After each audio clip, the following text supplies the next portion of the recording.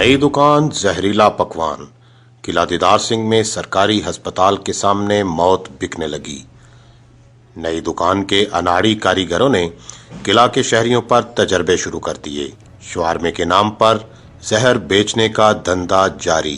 4 بچوں سمیت ایک ہی گھر کے 6 افراد ہسپتال پہنچ گئے۔ حافظ قرآن کا بیٹا گھر کے 6 افراد کے لیے 6 شوارمے لے کر آیا۔ شوارمہ کھانے سے پورا خاندان موت کے دہانے پر پہنچ گیا۔ متاثرین کو مقامی پرائیویٹ ہسپتال میں داخل کرا دیا گیا، مگر تاحال ان کی حالت درست ہونے کا نام نہیں لے رہی۔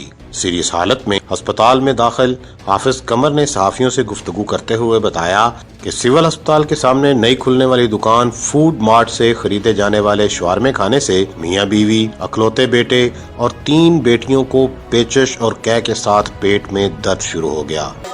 سر رات کو میرا بیٹا شوارمے لے کے آیا، 4 میرے بچے ہیں اور 2 ہم میاں بیویاں 6 اس لے کے ہم نے رات کو کھا لیے، سو گئے۔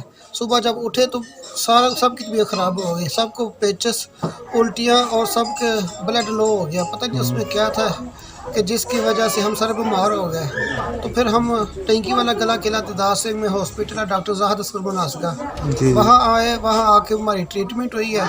تو ابھی ہماری طبیعت بہتر نہیں ہو رہی، پتہ نہیں اس میں کیا ڈالا تھا، کچھ زہریلا مواد تھا یا پتہ نہیں۔ واضح رہے کہ حافظ قمر کی فیملی کا کیس سامنے آنے کے بعد مذکورہ دکان کے دیگر متاثرین بھی منظر عام پر آنا شروع ہو گئے ہیں۔ اس کے علاوہ ایک اور میڈیکل سٹور والا ہے، وہاں اس کے بچوں نے بھی رات کو کھایا تو وہ بھی اسی طرح متاثر ہوئے ہیں۔ قلعہ دیدار سنگھ کے عوامی سماجی حلقوں، متاثرین اور ان کے لواحقین نے مطالبہ کیا ہے کہ مذکورہ دکان کے خلاف سخت کارروائی کی جائے اور اشیاء خودنوش میں مضر صحت اجزاء کی ملاوٹ کر کے انسانی جانوں سے کھیلنے والے عناصر کو سخت سزا دی جائے۔ حسیب آصف پندھیر، تکبیر نیوز، قلعہ دیدار سنگھ۔